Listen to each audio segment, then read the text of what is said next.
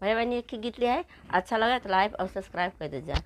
हो अम्मा ससुर में नामा कमाई हो अम्मा ससुर में नामा कमाई हो अम्मा ससुर में नामा कमाई। हमारे ससुर जी के चारी बेटउआ हमारे ससुर जी के चारी बेटउआ अलगे कराई हो अम्मा अलगे कराई हो अम्मा ससुर में नामा कमाई हो अम्मा।